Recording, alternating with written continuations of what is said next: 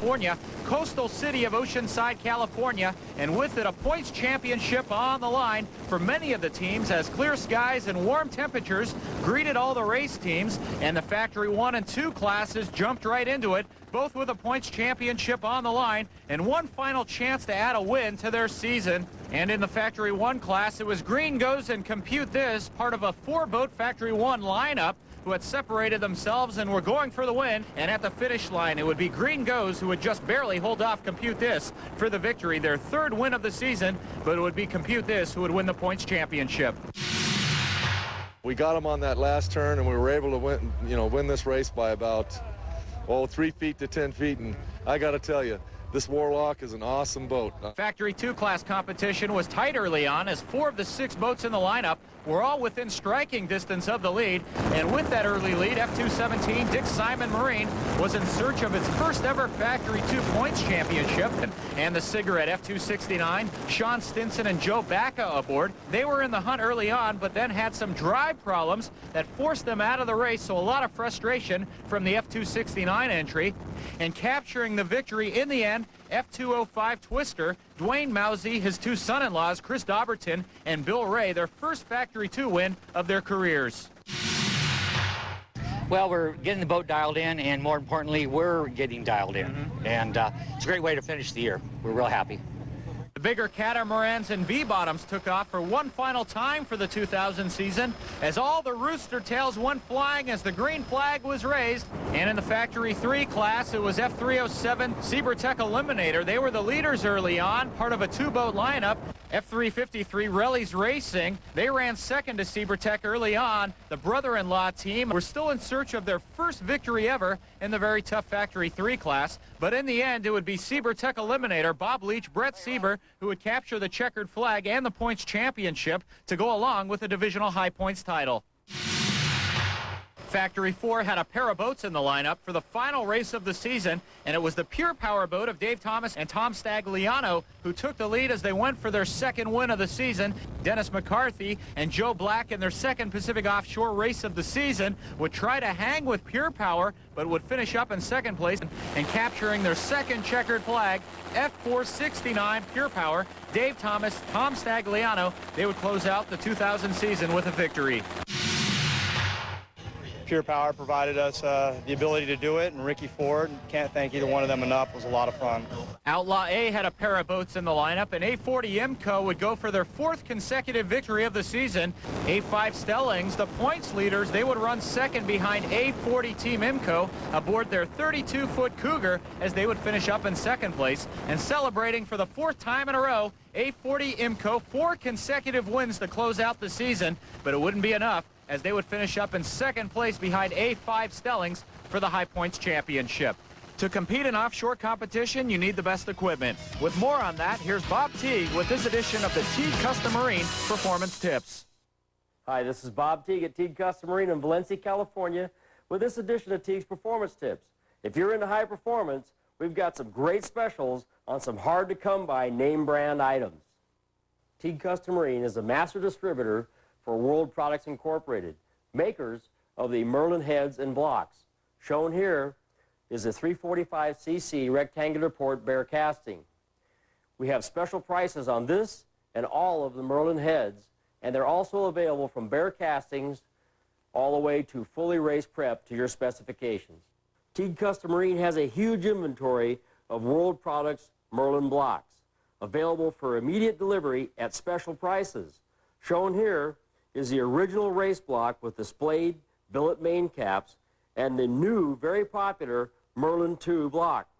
All blocks are ready for immediate delivery in both the short deck 9.8 and the tall deck 10.2 configurations. Did you always want to own CMI stainless steel water jacketed exhaust for your boat, but just couldn't quite afford it? Well, guess what? At Teague Custom Marine, we have news for you.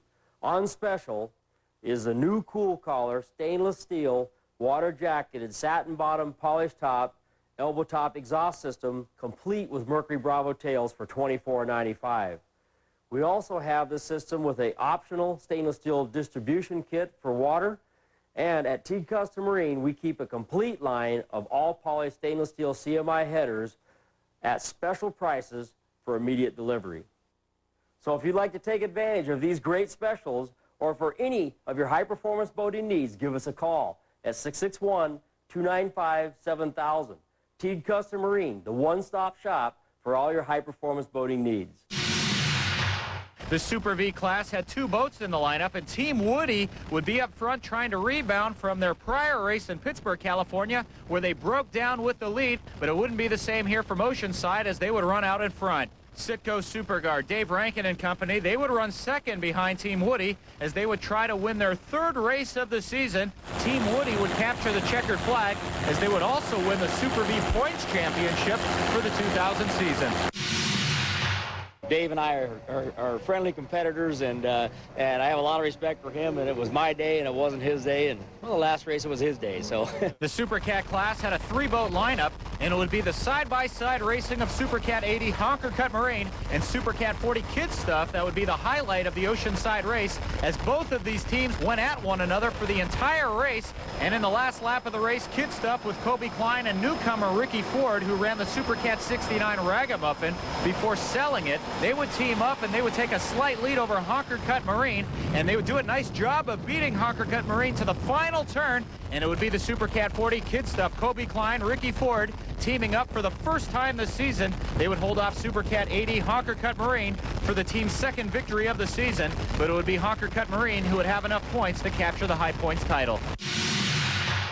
It was a great race. You know, compliments to the Honker Cut Marine crew. They did a spectacular job. We just kind of got a little bit better on them, and we're pretty happy with the outcome of the race. And when we come back to the 2000 Pacific Offshore Championship Series Year in Review, we'll take a final look at all the point standings for the 2000 season. So keep it right here on Speedvision. Welcome back to the 2000 Pacific Offshore Championship Series Year in Review, presented by Eliminator Powerboats. Well, it's a final chance to look back at all the final point standings from this 2000 campaign, as all the races are in the books. And starting out, the Factory 1 class, it was F111 Compute This. Rick Hartman, Buddy Wilson, 3 wins on the season as they finished up with 873 points. We had a really good time this year. I hope all the fans appreciate it. We had a great time with Gringos, back and forth all year long. I want to thank Levy Craft Performance Boats, American Racing Custom Wheels, and most of all, Collins Computing for stepping up and really supporting us. And you could see it today, man. They were all here. In the Factory 2 class, it was F217 Dick Simon Marine who captured their first ever championship in the Factory 2 class. Treadwell Motorsports, the F298 edition with Eric Treadwell and Jack Storley. They finished back in 3rd place. They did have 4 wins, but they missed 2 races on the season. Yeah, we worked hard all year, and we were racing a lot smart and collected all the points, and we lost an oil pressure sender today, which cost us an engine and the win of the race, but we still accumulated enough points to win the championship. So in the Factory 3 class, it was F307 Sieber Tech Eliminator, 896 points to go along with 4 victories on the season. The rookie team Relly's Racing finished up 2nd with Catitude 3rd. It was an exciting race today and a lot of fun, and fortunately, I mean, no one got hurt, and we were able to pull off the win and get the high point championship. In the Factory 4 class, it was F45 Citrus Shine. They were on top of the points heap with 431. Finishing back in 2nd was F469, the Pure Power Edition. As Secret Agent, that was Paul Whittier and John Mulvihill. They finished up 3rd. Well, it was really fun. Pacific Offshore is a great organization, you know, a lot of professional people, and all in all, everything went well the year. We did well. In the Outlaw A class, as we take a look at the points, A5 Stellings, they finished on top with 836 points, as A40 Imco, who closed out the season with 4 consecutive wins, they finished up in 2nd place. Everything's looking really good for next year. We're real happy with the performance of the boat, and we're glad to finish out the season as the West Coast Division Series champions. In the Super V class, 3 boats saw action during the 2000 season, and it was Team Woody with Bob Teague winning the points championship. Back in 2nd place was Sitco Superguard, and back in 3rd was the Voyager Matco boat with Todd Welling and Martin Sanborn. They had that big win from Benicia, California. Yeah, we probably got about 900 points this year, and it was kind of a tough year also. Had a little mishap in San Francisco and a rollover in Benicia, and yet the boat came through all that just fine. And the tightest points championship was also in arguably the most exciting class in all of offshore racing, and that was the Super Cat class, and it was Honker Cut Marine Super Cat 80. They won it by the slightest of margins, just 3 points separating them from Kid Stuff, with Ragamuffin, that Super Cat 69, finishing back in third. Well, we worked very, very hard for the entire year. You know, you got to finish every race. We had a few issues middle of the year, but it's a lot of testing in this boat.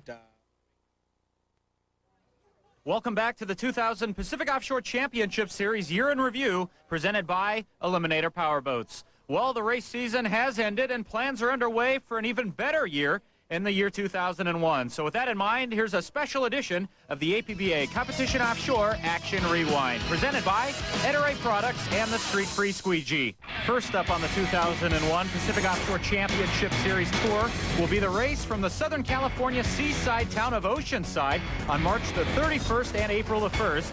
Rough water will be the call, testing all the equipment to its fullest. Then on June the 9th and the 10th, it's a short trip up the coast to Channel Islands.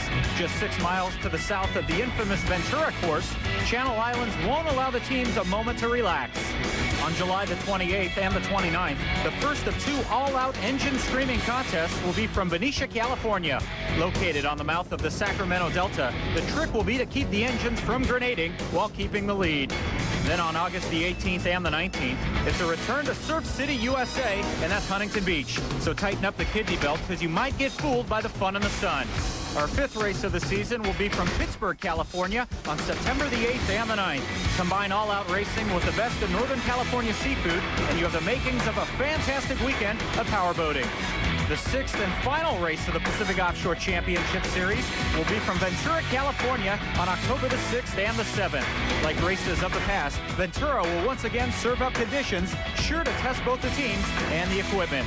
Well, that'll about wrap it up for the 2000 Pacific Offshore Championship Series Year in Review. A chance to look back at all the fantastic action as well as all the great venues that hosted Pacific Offshore during the course of the 2000 season. And we hope most of all that you'll make your plans to be with us for the 2001 campaign. So until then, on behalf of Greg Reichman, Craig Ferguson, the rest of our APBA Competition Offshore crew, I'm Ian Howard saying so long once again from the 2000 Pacific Offshore Championship Series Year in Review. And we'll see you next time on the water right here on Speedvision. For the latest on APBA competition, log on to www.speedvision.com.